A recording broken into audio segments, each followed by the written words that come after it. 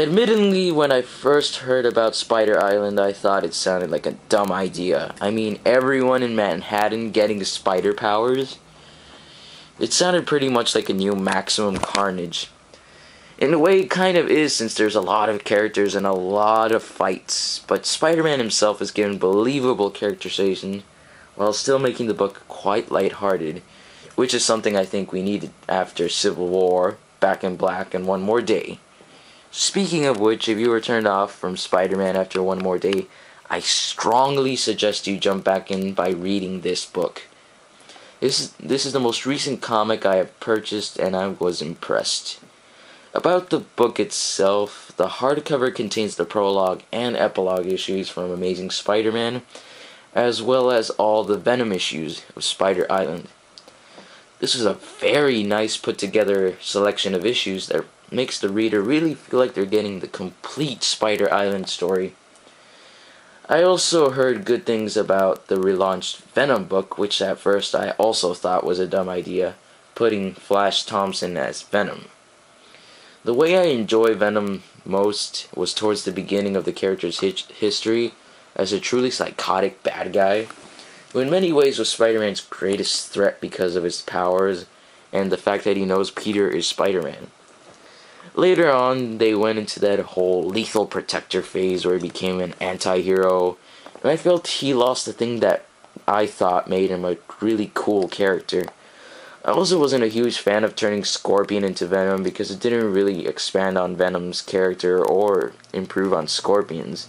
He just pretty much acted like Scorpion except with the Venom suit. Now with Flash Thompson as Venom, they are truly exploring the character. You know, they're exploring the person wearing the symbiote and providing an actual reason why he would be a good guy. You know, he providing a good reason why Venom wouldn't be a villain. Another thing that makes it work is that the suit itself is still the bad guy, and Flash can only wear it for a certain amount of time before it consumes him.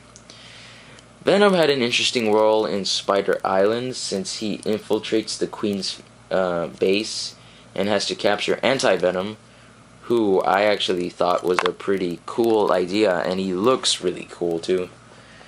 And so Venom needs to capture Anti-Venom so he can provide a cure for the spider infection. Given Eddie Brock's past history as an interesting villain and then an uninteresting anti-hero, I thought it was pretty cool and psychotic that he developed a messiah complex, thinking God put him on Earth to rid the world of the spider disease. The final issue of the book is Venom number 9, and it actually affected me emotionally. It shows how flawed Flash Thompson is as Venom, and he just completely lets the symbiote go nuts. He knows that what he did was wrong, but the reason he did it was understandable, since he was avenging a truly awful crime. I'm pretty sure if I had been in Flash's situation, I would have lost it too, and I would have been completely and utterly outraged. I think I got a little sidetracked on the whole Venom thing, now that I think about it. So let's go back to Spider-Man. The thing I liked most about Spider-Man's character arc is that it tells us that the spider powers are not what makes him special. It's Peter Parker and his brilliant scientific mind. The bit of dialogue that's pretty amusing that best illustrates this point is when Mary Jane, towards the very end of the book, tells him, "So be clever, nerd up, get us out of this." I think I'm with everyone else that Mary Jane is pretty awesome in this book. Spider-Man even has a line where he refers to Mary Jane as his own red-headed Jiminy Cricket, and it was just plain awesome when she got spider powers. And there's actually a good reason to tell why she didn't get spider powers earlier in the book rather than at the very end, which also provides some comedy. Speaking of people who got spider powers, the most hilarious part of the entire book is when Spidey teams up with the spectacular Spider-Mare, J. Jonah Jameson. Peter's girlfriend, Carly Cooper, also gets spider powers, which were also fun scenes, and they even call attention to the fact she got a Spider-Man tattoo in a previous story arc with the Future Foundation.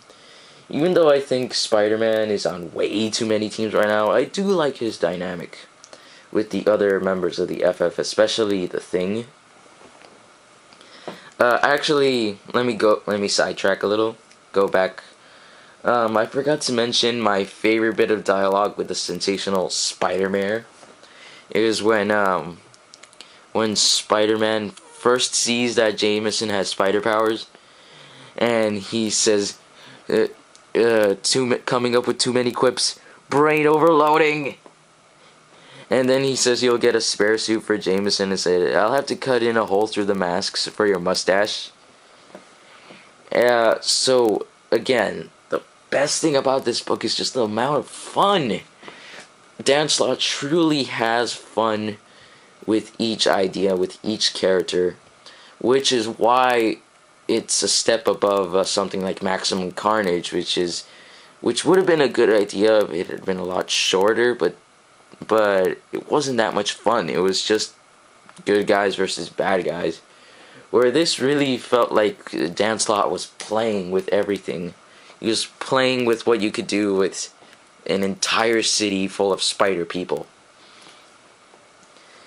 One of the coolest ideas Dan Slott introduced is having Spider-Man adapt his own style of Kung Fu, so he can be an even awesomer Spider-Man, which is called the Way of the Spider, and when Carly Cooper sees it in action, she actually says, wow, I've never even seen Spider-Man move like that.